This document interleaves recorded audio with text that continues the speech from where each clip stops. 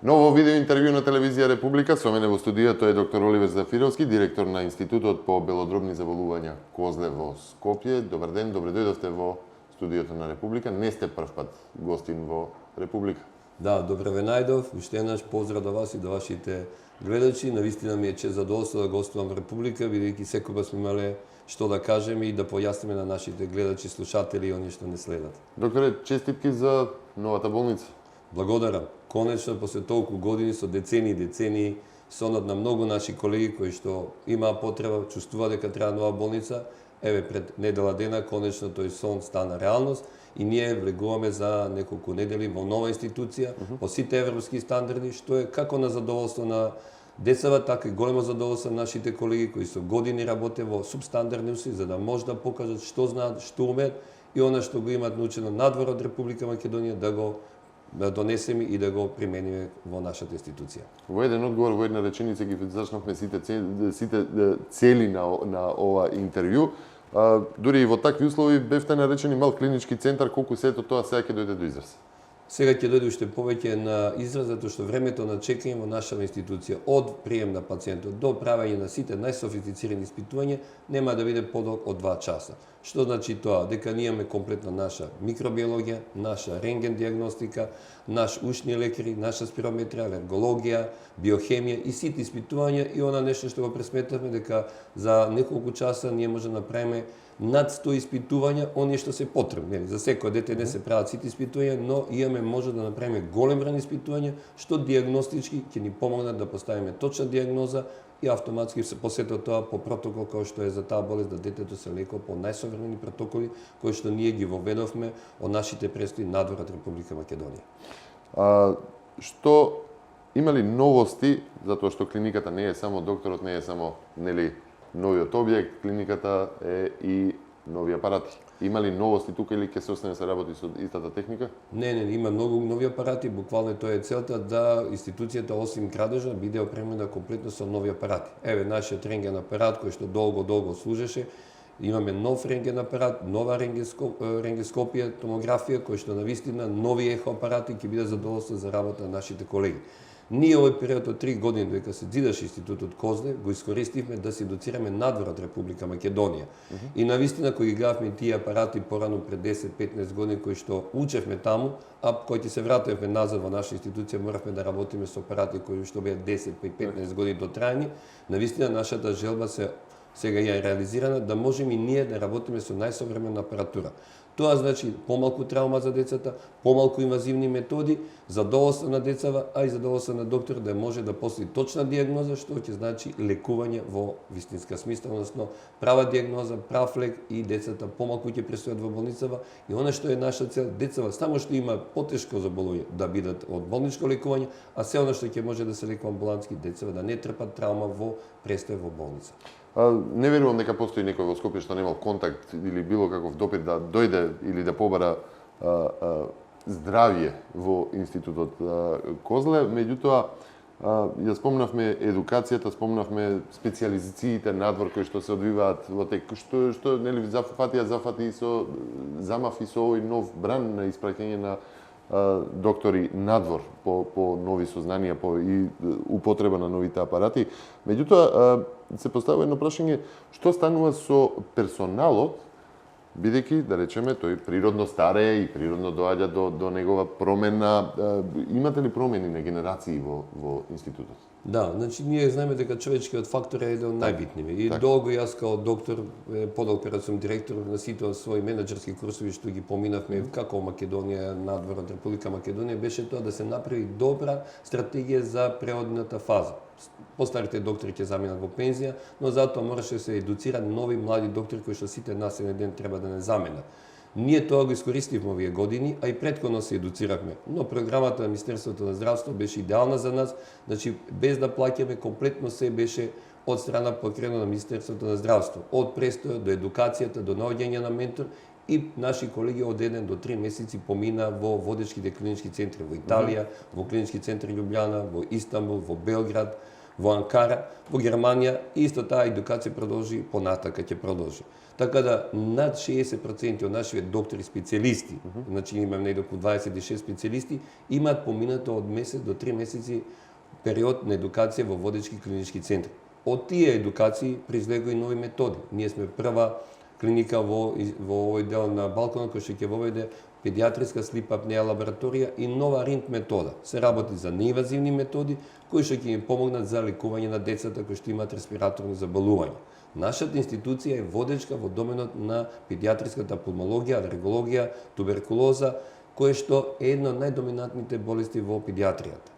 Токму затоа ве прашав за она генерацијски промени што се нели секој доктор си има своја титула и влијание кај јавноста. Како доаѓа, како се снаоѓате со тоа? Како стоите со кадри?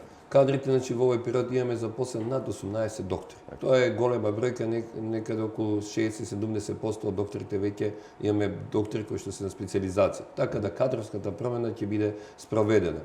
Тие доктори веќе се заминати на специјализација, се едуцираат и додека се на специјализација има веќе сознание кој во која област би сакал да се едуцира. Ние имаме интензивна нега, прва интензивна нега на Балкан основна баш во институтот Козле од примариус доктор Несторов. Значи имаме пулмологија, односно спирометрија која што е основана од професор доктор Трендафиловски, од професор доктор Јачевски основана сите туберкулози се лечени во воспоставен оддел кој што работи единствен центар за детска туберкулоза овдека во Македонија, институтот Козле. Значи сите тие се веќе обновени со нови кадри и продолжи понатаму како едукација, така усовршување и она што кажавме апаратура. Така да кадровската промена кажано кај нас во овој момент е идеално спроведен. И теч, и понатака ќе биде тоа цел на нашето ангажмање и ангажирање. Колкав капацитет е новиот објект на оваа болница? Новиот објект има капацитет негде околу 110 деца кои што ќе бидат болнички лекувани. Она што е битно, ако порано мајките имавме мал број на капацитет доека нашите деца кои што се лекуваат 100-120 да бидат само 35 деца со мајка, сега сите 110 деца ќе бидат и со мајка придружени. Значи болницата ќе биде во двокреветни, еднокреветни соби кои што ги исполнуваат сите услови за една европска болница, од интернет конекција, од сите помошни средства што треба да има и буквално болницата се повеќе заличува на една игротека и затоа ние порано направивме една едукација со водечката клиника од Америка Џон Хопкинс за превенција на стрес на децата додека се во болница. Тоа се вроди со плод и нашите сестри и доктори се едуцирани како да пристапа на детето, како детето да не се плаши и ако треба повторно да дојде, да нема страв дека оди во болница. Колку е важен тој контакт со детето како пациент? Колку е важен и тој контакт со мајката при лекувањето? Ова е навистина многу битно. Ако пациентот верува, влие. Значи ако мајката верува на докторот и детето се направат сите тие подготовки детето да не ја доживува болницата као стрес, значи веќе над 50% излекување на болест. Значи мајката ќе верува во терапијата на докторот, ќе спроведува терапијата. Затоа кажуваме стално, не е само да се напишат лековите, но само да се дадат лековите. Тие колку да се добри, ако пациентот не ги примени, не ги прифати, не верува во вашата терапија, вие ќе имате недобра контрола на болест, автоматски ќе значи дека и ќе немате добра соработка, а добрата соработка е битна за да се излечи пациентот. Значи работиме перманентно на едукација на мајката за спроведување на терапијата. Имаме доста инхалаторна терапија кој што мора да се објасни како да се спроведе таа инхалација. Не е само да се каже ви инхалатор, ви го лекот, направете го тоа. И ние као доктори кои ќе внесеме некоја нова метода, ние непознато ни треба ден-два да го прифатиме тоа и да научиме како да се спроведе. Затоа потенцираме што многу е битно на пациентот да му се објасни како да спроведе терапијата, како ќе влие таа терапија и да знае што прави. Со кои институти, со кои центри соработувате и дома и надвор претежно? Има ли определени точно со кои најдобро ви оди соработката, најдолго трајна? Ние имаме долготрајна соработка со клинички центри, односно Универзитетската клиника во Љубљана, во клинички центар Љубљана, каде што јас сум едуциран, и таа соработка се продолжи и сега и во понатак. Ние со колегите што работат на педиатриското одделение во клинички центар Љубљана сме пријатели и за секоја потреба споделуваме некоја дијагноза ако е потребна. Ако нешто кај нас не може се направи, се консултираме и ги упатуваме децата таму. Во последно време имаме едукација во Истанбул, во водечките клиники во Истанбул и во Анкара, во Белград, Загреб. Сега кој имаме долгогодишна соработка со водечката клиника во Швајцарија од Берн, а исто така сме работеле со Каролинска болница, која што е една од најпознатите клиники во Европа. Наставуваме, пошто нашата болница беше донација од шведска и норвешка влада и при посета на генералниот директор на Каролинската болница од Шведска, кажавме откако ќе биде нова болница, ќе продолжиме таа соработка, а еве и као прв центар за цистична фиброза на Балкан за деца, младици и возрастни, договоривме да наши колеги појдат на едукација за цистична фиброза во Каролинскава болница и останат 3 до 6 месеци кога ќе може да ги усвојат сите нови протоколи и сите нови терапевтски протоколи за лекување на оваа болест, што ќе допринесе за продолжување како на животниот век, така и на квалитетот на животот кај деца со оваа ретка болест. Зборувајќи за лечењето, зборувајќи за белодробните заболувања, тука некако ми се наметнува прашањето околу употребата на антибиотиците. Како доктор?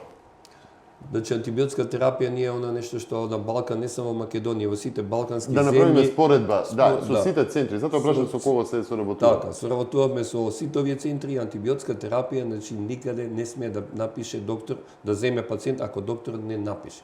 Нажалост, ние порано се повеќе може секој пациент да купи од било која аптека антибиотик и да го даде без да има консултација на доктор. Сега е сведено на минимум, но секој пат во Македонија се повеќе и повеќе имавме употреба, злоупотреба на антибиотска терапија. Уште еднаш, као педијатар би сакал да кажам, 90% од сите овие инфекции се вирусни и немат ама баш никаква потреба од антибиотска терапија. Затоа, ние знаеме дека највише на што ги плаши нашите родители и пациенти е температурата. Температурата е позитивен знак, значи детето има добар имунолошки систем, се бори со бактеријата, односно со вирусот, и тоа не треба да биде причина да веднаш почнеме со антибиотска терапија.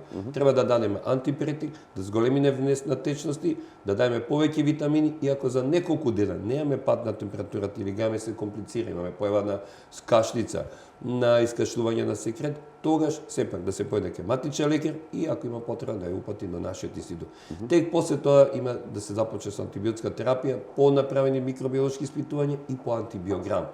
Значи не да се почнува на слепо, ајде да почнеме со овој антибиотик, бидејќи во нашите амбуланти имаме деца кои ќе дојдат во институт Козле дека имат испиено повеќе од 5 до 6 различни видови дози на антибиотици.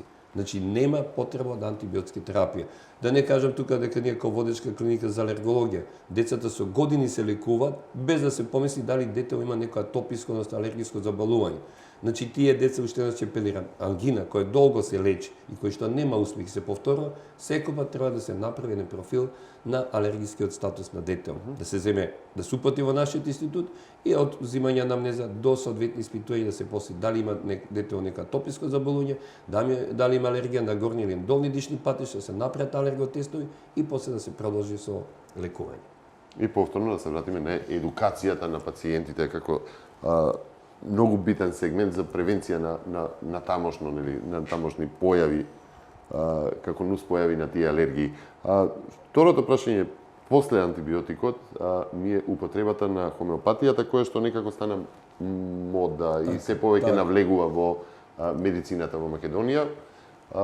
Како стоиме тука, колку медицината во Институтот по белодробни заболувања е врзана со хомеопатијата? Дали ги користите? Хомеопатијата као терапевтско средство си има свое место во медицината и ние немаме ништо против. Ние сакаме да истакнеме овдека дека хомеопатските лекови треба да бидат лиценцирани и да доаѓаат од соодветни луѓе кои што можеби се едуцирани за хомеопатско лекување. Денеска со брзите комуникации, интернет, ние читаме се и се што, посебно мајките, родителите читат и мислат дека хомеопатијата е некое чаробно стапче кој што ќе може да ги излечи сите болести. Знаеме дека хомеопатијата се злоупотребува и во вид на лекови кои што не се лиценцирани и кои што никој не знае што има состав во тој хомеопатски лек.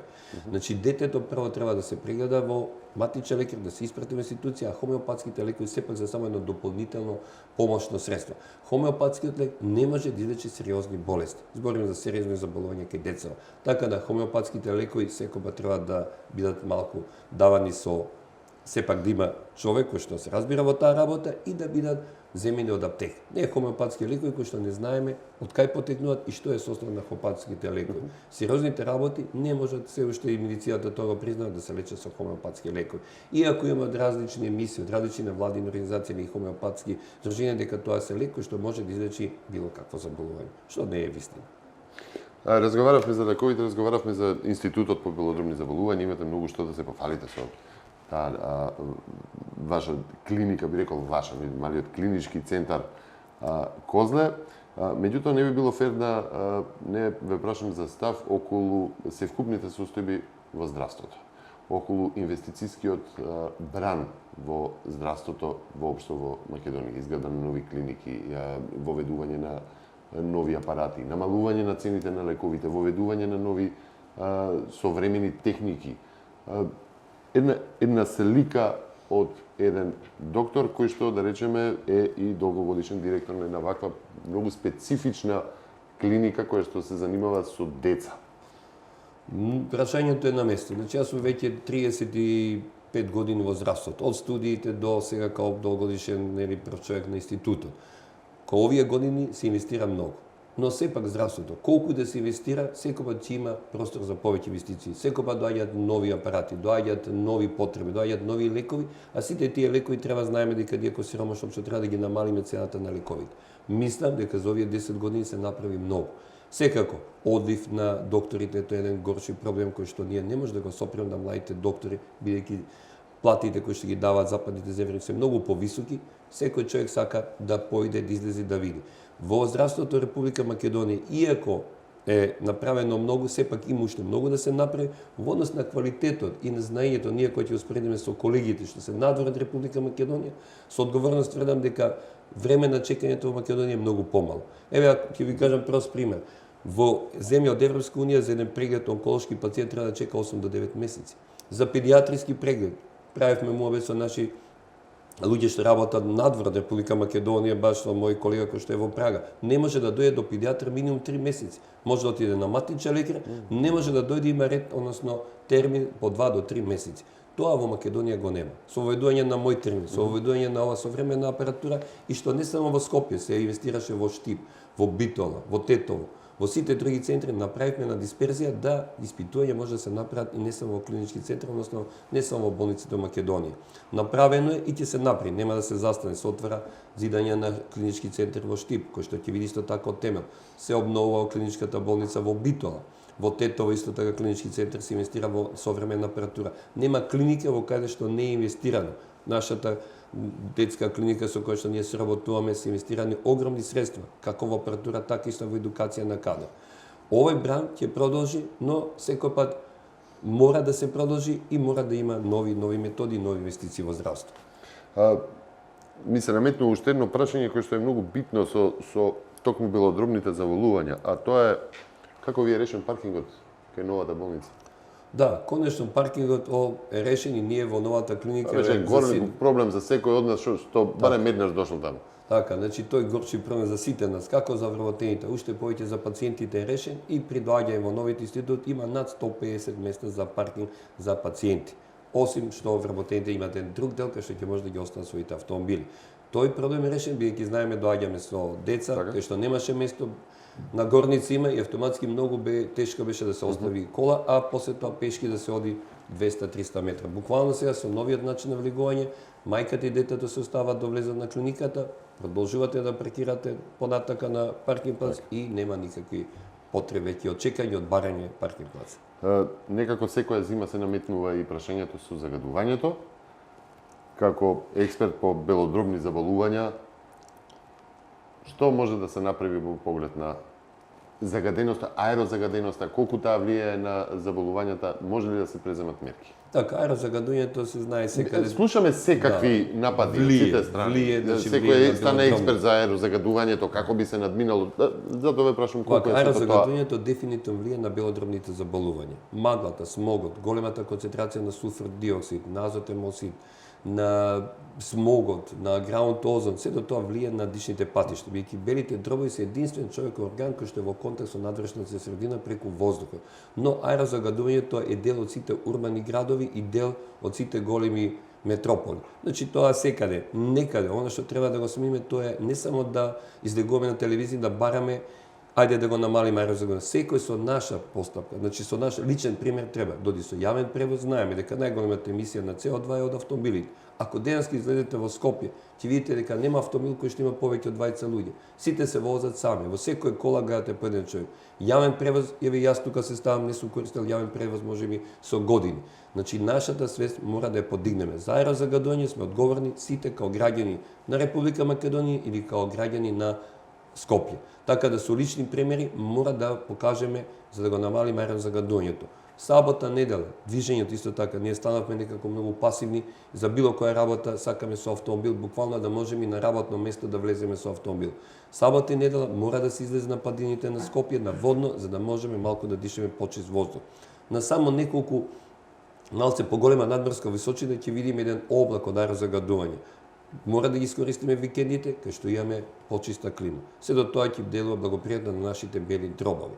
Сега капацитетиве се тие ќе се воведат еколошки принципи, односно закони кои што ќе да заштитат од аерозаgadување кои што го прават нели индустријските објекти, топланите, фабриките и сето тоа. Но најповеќе ќе кажам со личен пример мора да го покажеме тоа, да го намалиме аерозаgadувањето. Секако и геостратешката положба, односно положбата на Скопје, кој е во котлина, кој што има река, не дозволува пробив на ветер. Кој ќе има и најмал пробив на ветер, аерозаgadувањето го нема. Популарно е сега, инаку порано сме имали и многу поголемо аерозаgadување, но секако не треба тоа да не теши да сега немаме аерозаgadување, но самата местоположба на град Скопје на мала надморска височина и несоодветно и немање доволно ветри во дадени природи, појавување на магла доведува до аерозаgadувањето. Вие сте автор на две книги што се однесуваат на две стручни книги што се Да, однесуваат баш на за тоа аерозаgadувањето. не знам кај да го почнам аерозаgadување, пошто е комплексен проблем, си има администрација Затоа за ја прашам, екологија да. кој што го води, има различни начини како и да се решат тие проблеми, но секако свеста на нас мора да биде на повисоко ниво, за сите заеднички го решиме Меѓутоа се тоа аерозаgadување. некако добива интензивитет во моменти кога ќе падне маглата. 2 дена да ја нема веќе не се збори за незе. Така. Потоа следната година повторно истото, и то отприлика истиот период. Па е оваа година, јас ги следам тие параметри, имавме 2 дена магла. Па немавме магла, дури имаме многу топла зима, што е несоодветно. Јас се сеќам, пошто дел сме од таа екипа која што го води биометеорологија во град Скопје, и оваа година имаше многу малку магла. Аерозаgadување има, точно е. Но имало многу повеќе аерозаgadување, секако дека тоа е штетно за сите нас, но јас кажувам, сите во јавен сообраќај. Сите да одиме, можеме малку да одиме пешки, па да е тој неколку километри, што ќе биде благопријатно за нашето здравје. Значи, не спортувањето, неактивност, физичка неактивност доведува до многу други заболувања. Не само кај децата, и кај нас возрастните. Така да, аерозаgadувањето, мислам дека повеќе е една медиумска кампања, кој што еве ја лично бев обвинет зашто имало аерозаgadување во Тетово, зашто имало во Битола, зашто имало во некој друг град во Македонија, јас живеам во Скопје и не можам, а пред за аерозаgadувањето, за сето ова има Министерство за екологија кој што треба соодветно да реагира. Но као човек, као педијатар, као пулмолог реагирам она што можеме ние, као секој граѓанин го направи, да едноставно ги оставиме нашите автомобили, да го користиме јавниот превоз и да излеземе за викендиве надвор од градот.